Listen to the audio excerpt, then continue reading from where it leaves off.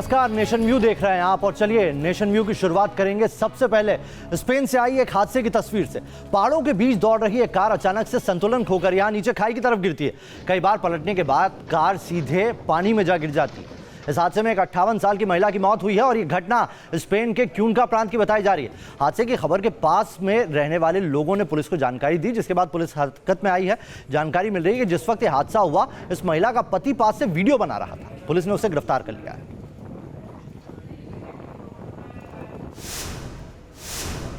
आधे हिंदुस्तान में सैलाब कहर बरपा रहा है। मनाली में हैरान करने वाली तस्वीरें सामने आई, जहां पर सैलाब की वजह से गाड़ियां बहने लगी है। तस्वीरों में आप देख पाएंगे कि कैसे ब्यास नदी में बस गोते लगा रही है। तस्वीरें आपके सामने। बस कभी पानी में डूबती, कभी ऊपर आती है और इसी तरह गोते लगाती है। बस नदी में बहती जा रही है। तस्वीरें किसी के भी रोंगटे खड़े कर सकती है। रात की बात यह रही कि जिस वक्त ये बस पानी में बह रही थी, तमाम यात्री उतर चुके थे और इस वजह से कोई जनहानि नहीं हुई। कुल्लू के आसपास बादल फटने की खबर आई थी, जिसके बाद से तबाही और बर्बादी की तस्वीरें चारों ओर दिखाई देने लगी।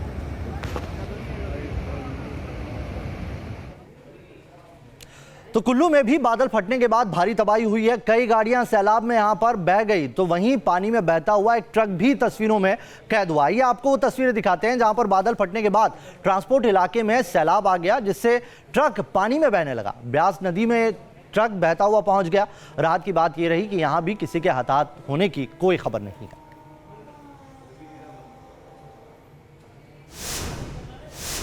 उधर राजस्थान के प्रतापगढ़ से खबर है, जहां पर भारी बारिश से बुरा हाल है। नदी नाले उफान पर है। कई गांवों का आसपास से संपर्क टूट गया है। धोला पानी बरावदा ग्राम पंचायतों के करीब 40 से 50 गांवों का संपर्क कट चुका है। झरनों से पानी इतना तेज बह रहा है कि मानो सब कुछ अपने साथ बाहर ले जाने पर आमादा है। जगह जगह लोग फंसे नजर आ रहे हैं। कई इलाकों में लोग घरों में कैद होने को मजबूर हो गए हैं। तो प्रतापगढ़ के राजस्थान में किस तरीके से संपर्क कट गया है, इन तस्वीरों से भी समझ सकते हैं।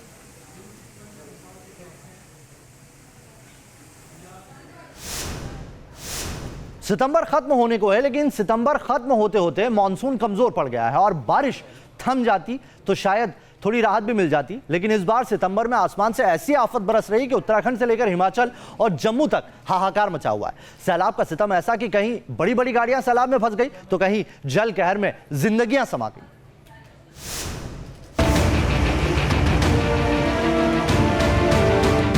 कहीं बहने लगी कार,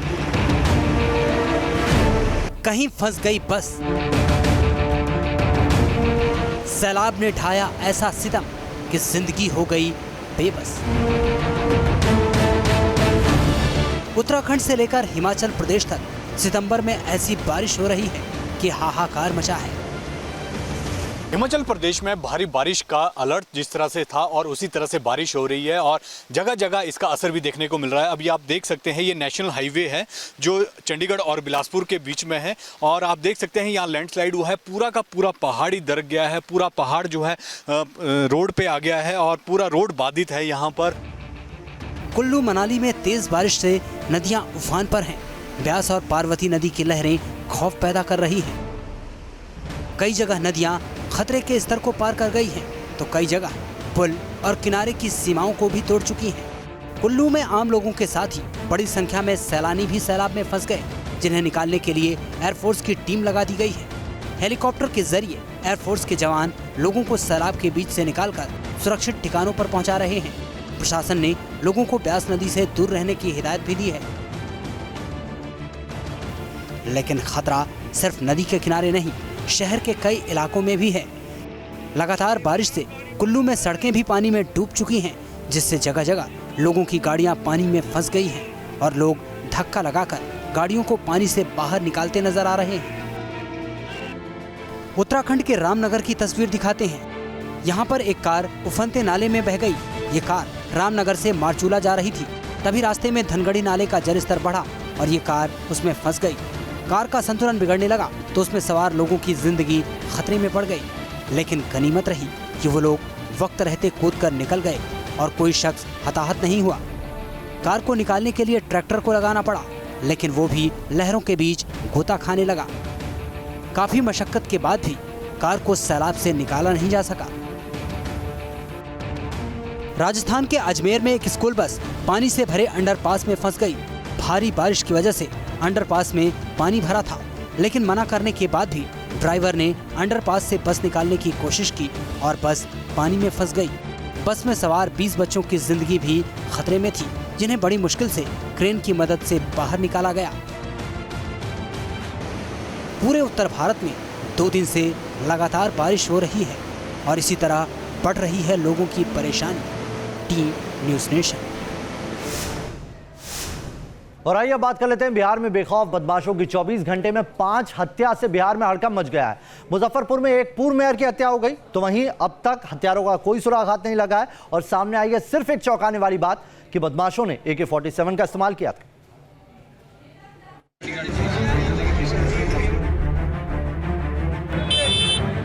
बदमाशों के बढ़ते हौसले से लोगों में मची है दहशत। पटना से मुजफ्फरपुर तक मचा है हड़कंप। ये तस्वीरें और बदमाशों की करतूत बिहार में सुशासन के तमाम दावों की पोल खोल रही हैं। बिहार के मुजफ्फरपुर में बेखौफ अपराधियों ने पूर्व मेयर समीर कुमार को गोलियों से भून डाला। बताया जा रहा है कि बदमाशों ने AK-47 जैसे अत्याधुनिक हथियारों से पूर्व मेयर की कार पर हमला बोल दिया, जिसमें पूर्व मेयर और उनके ड्राइवर की मौके पर ही मौत हो गई और पूरे इलाके में मच गई सनसनी। 17-18 राउंड तो दिख रहा है मुझे को, और बाकी गाड़ियों को और पड़ताल करेंगे कि क्या पीछे गाड़ी में भी चोट उसमें गोलियों के निशान है या नहीं है। अभी तो 6 बुलेट्स हम लोग का जो कार्ट्रिजेज है वो मिला है। सरेआम एक पूर्व मेयर की हत्या CCTV कैमरे में कैद हो गई। शाम 7:24 पर फायर ब्रिगेड के ऑफिस के पास एक पूर्व मेयर की गाड़ी आती है। वहां पहले से बाइक पर बैठे बदमाश पूर्व मेयर की कार पर अंधाधुंध फायरिंग करने लगते हैं। सिर्फ 10 से 12 सेकंड में अपराधियों ने AK-47 से समीर और उनके ड्राइवर का काम तमाम कर दिया। एक तरफ बिहार में अपराधियों के हौसले बुलंद हैं, तो वहीं खाकी पर भी सवाल उठ रहे हैं। मीडिया रिपोर्ट्स के मुताबिक पिछले 2 सालों में बिहार पुलिस के 369 पुलिसकर्मियों पर गाज गिरी है। इनमें से 173 पुलिस अधिकारी निलंबित हुए, जबकि 133 पुलिसकर्मी सस्पेंड किए गए।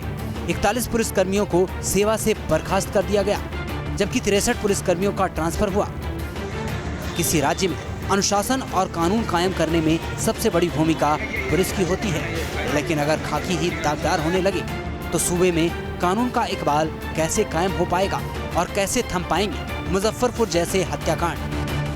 तो एक तरफ सरकार के सुशासन के दावे और दूसरे तरफ अपराधी प्रतिबंधित हथियार से कर रहे हैं धाएं धाएं।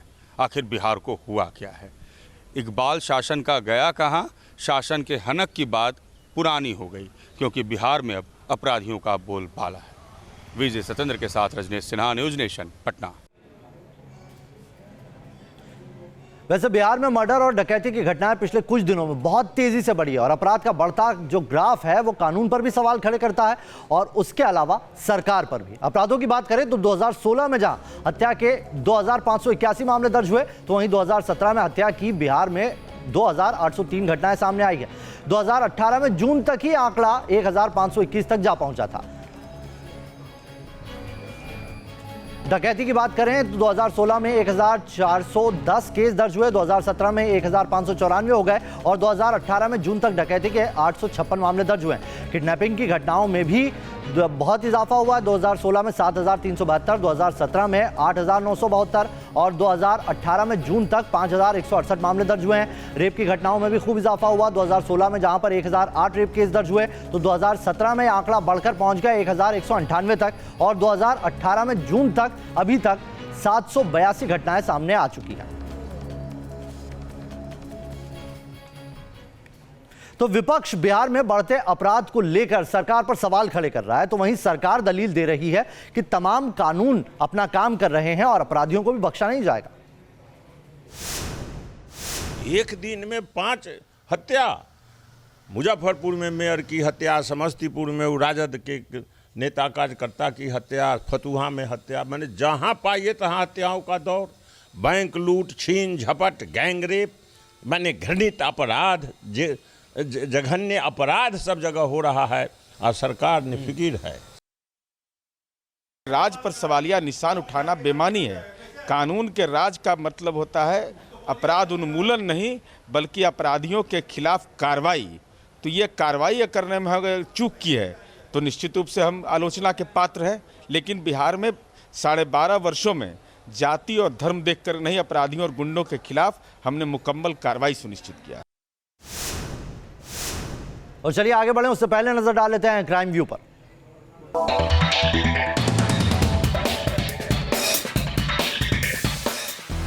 मुजफ्फरनगर में पिछले दिनों हुई मारपीट का वीडियो आया सामने। मामूली विवाद में दो पक्षों में जमकर चले लात घूंसे। बीच बचाव करने कुछ महिलाएं भी आई। बगल के घर में लगे सीसीटीवी में कैद हुई वारदात। दिल्ली के रणहौला इलाके से सामने आई दिल दहला देने वाली वारदात। पत्नी ने झगड़े के बाद पति की जीभ काटी। पुलिस ने महिला को हिरासत में लिया, पूछताछ जारी। यूपी के संभल में एक महिला और उसके भाई पर तेजाब से हमला। महिला के ससुराल वालों पर हमले का आरोप। गंभीर रूप से जख्मी महिला और उसके भाई का अस्पताल में चल रहा है इलाज। तमिलनाडु के करूर में 15 साल के एक लड़के पर टूटा भीड़ का गुस्सा। मोबाइल चोरी के शक में लड़के की पीट कर हत्या। पुलिस ने 5 आरोपियों को गिरफ्तार किया। सहारनपुर के एक स्कूल में शिक्षकों की शर्मनाक करतूत। बीमार छात्रा के नहाकर स्कूल न आने पर की पिटाई। छात्रा के बेहोश होने पर भेजा गया अस्पताल। छात्रा के घर वालों ने थाने में दर्ज कराई शिकायत। और आइए बात कर लेते हैं चीन की सरहद पर भारत की उड़ान की। पीएम मोदी ने आज सिक्किम में पहले एयरपोर्ट का उद्घाटन कर दिया। 400 हेक्टेयर में करीब 600 करोड़ की लागत से यह एयरपोर्ट बनकर तैयार हुआ। सिक्किम को इससे कई फायदे होने की उम्मीद है और साथ ही हिंदुस्तान की सिक्किम तक उड़ान चीन को भी एक पैगाम।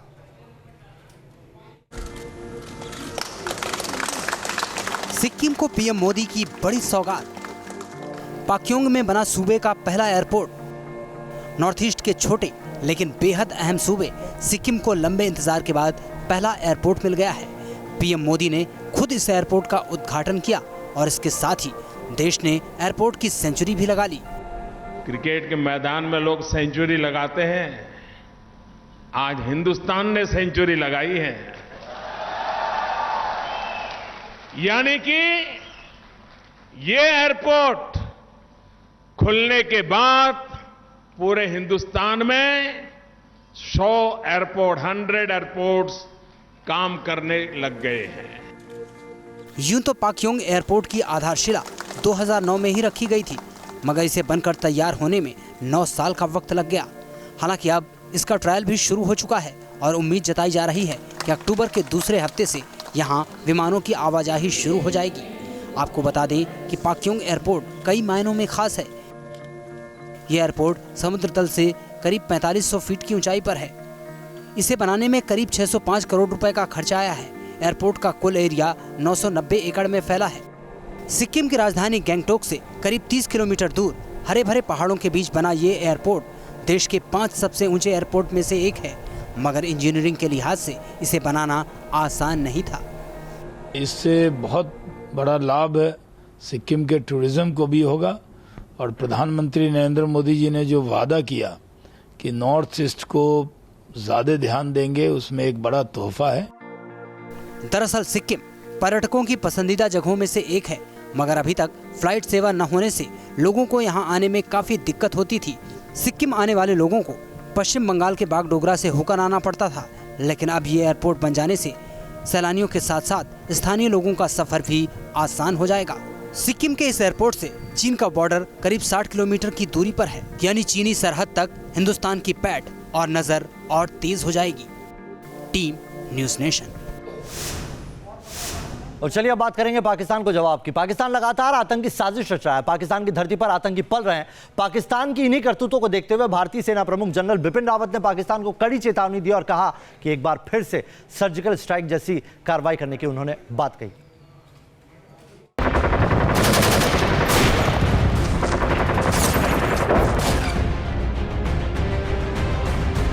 पाकिस्तान सरहद पर आतंकियों की घुसपैठ करवा रहा है। पाकिस्तान बॉर्डर पर बम और बारूद के धमाके से दहशत फैला रहा है। कश्मीर में आतंकवाद के पीछे पाकिस्तान की फौज और उसकी खुफिया एजेंसी ISI का हाथ है। एक तरफ पाकिस्तान ने अपनी धरती पर आतंकियों को पाल रखा है, वो आतंकियों को पैसा और हथियार देकर हिंदुस्तान में कत्लेआम और खून खराबा करने के लिए भेज रहा है, तो दूसरी तरफ उसकी सेना सीजफायर उल्लंघन कर भारत को बार बार उकसा रही है। पाकिस्तान की इन हरकतों का भारत भी मुंहतोड़ जवाब दे रहा है। कश्मीर में एक एक आतंकियों को खोजकर मार रही है सेना। पाकिस्तान की एक एक गोली का जवाब गोले बरसा कर दिया जा रहा है। इसके बावजूद पाकिस्तान के खूनी इरादों में कोई कमी नहीं आ रही है। उल्टे पाकिस्तान बार बार भारत को परमाणु बमों की धौंस देता रहा है, लेकिन पाकिस्तान को भी पता है कि हिंदुस्तान से वो मुकाबला नहीं कर सकता। पाकिस्तान के आतंकी मंसूबों पर अब भारतीय सेना प्रमुख ने सीधी सीधी चेतावनी दी है और कहा है कि पाकिस्तान अपनी हरकतों से बाज आए, नहीं तो भारतीय सेना एक और सर्जिकल स्ट्राइक के लिए तैयार है। These are never spoken about. Surprise is what must be maintained, and that is what we'll tell you. दुनिया भी जानती है कि पाकिस्तान किस तरह से आतंकियों को पाल पोस रहा है। पीओके में कुल 14 टेरर कैंप और 26 लॉन्च पैड है, जिनमें 2 बड़े टेरर कैंप जलालाबाद और रावलकोट में है। इसके अलावा पाकिस्तानी फौज और आईएसआई के अफसर दहशतगर्दों को ट्रेनिंग देने का काम भी करते रहे हैं। पाकिस्तान पूरी दुनिया में बेनकाब हो चुका है। अमेरिका भी समझ चुका है कि पाकिस्तान आतंक का अड्डा है, लेकिन इसके बावजूद पाकिस्तान है कि मानता नहीं। T news nation. और आइए अब स्पोर्ट्स से जुड़ी खबरें देखेंगे स्पोर्ट्स व्यू पे।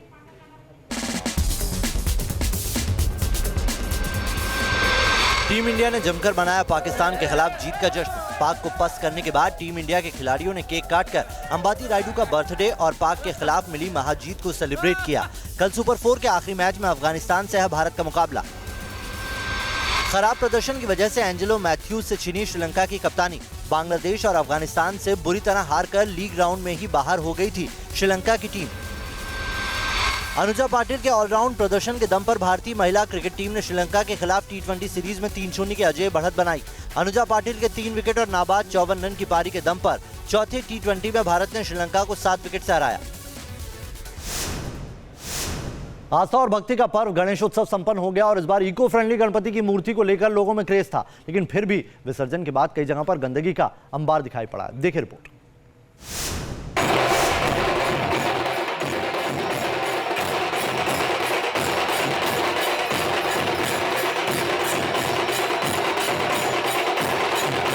गणपति बाप्पा मोरिया, अगले बरस तू जल्दी आ, इसी कामना के साथ देश भर में बाप्पा को विदा किया गया। जिस शान और शोहरत से बाप्पा को घर में लाए थे, उसी शान और शौकत के साथ घर घर से विदा किए गणपति। मुंबई में 10 दिनों तक गणेशोत्सव की धूम रही और जब बाप्पा को विदाई देने का मौका आया तो लोगों का हुजूम उमड़ पड़ा। मुंबई के गिरगांव चौपाटी में बाप्पा को विसर्जित किया गया, लेकिन इसके बाद किस तरह से समंदर किनारे कचरे का ढेर लग गया, ये इन तस्वीरों से पता चलता है। देख सकते हैं कि कैसे गणेश विसर्जन के बाद कचरे की सफाई का अभियान चलाया जा रहा है। मुंबई के अलावा देश के बाकी शहरों में भी बाप्पा को बड़ी धूमधाम से विदा किया गया, लेकिन इस दौरान नदियों और तालाबों में प्रदूषण का लेवल भी काफी बढ़ गया। नागपुर में भी गणेश विसर्जन के बाद झील किनारे कचरा ही कचरा नजर आया, मिट्टी का ढेर लग गया और पानी में कचरा तैरता नजर आ रहा है। जगह जगह मूर्ति विसर्जन के चलते प्रदूषण बढ़ने की बात सामने आ रही है। तो दिल्ली में भी यमुना नदी में नजर आ रहे सफेद झाग गवाही दे रहे हैं कि यमुना कितनी जहरीली हो चुकी है। देख सकते हैं कि नदी में सिर्फ सफेद झाग ही नजर आ रहे हैं। यमुना नदी में इन दिनों सफेद झाग के गोले सबसे ज्यादा देखे जा रहे हैं। अगर हमको तस्वीरों में दिखा दें तो किस तरह के सफेद झाग के गोले हैं वो देख सकते हैं और करीब से आ करके इस सफेद झाग के गोलों में जो कालापन है, जो प्रदूषण की तस्वीरों को दिखा रहा है, वो देखे जा सकते हैं। बारिश के दिनों में आसपास के उद्योगों द्वारा जो लगातार जहरीला पदार्थ डिस्पोज किया जा रहा है बिना एसटीपी के, उसके चलते यमुना में ये झाग सबसे ज्यादा बन गए हैं। तस्वीरों में अगर आप देखेंगे जहां तक नजर जाएगी वहां तक ये सफेद झाग के गोले दिखाई देंगे और उनमें जो कालापन है वो भी दिखाई देता है। और आसपास के जो बसे हुए गाँव हैं जिनके द्वारा कूड़ा बिल्कुल बिना डिस्पोज किए, बिना देखे कि कहाँ प्रवाह करना है, तुरंत प्रवाह कर दिया जाता है। केमिकलाइज जो वेस्ट होता है उसको प्रवाह कर दिया जाता है उद्योगों द्वारा, जिसकी वजह से ही सफेद झाग के गोले बन गए। हालांकि इस बार इको फ्रेंडली फेस्टिवल मनाने पर लोगों का जोर है, बावजूद इसके नदी में फैला कचरा और यमुना का गंदा पानी हमारी चिंता बढ़ा रहा है। दिल्ली से हर्षा चंदवानी के साथ टी न्यूज़ नेशन। और आइए अब दुनिया भर की खबरों का हाल जानेंगे वर्ल्ड व्यू।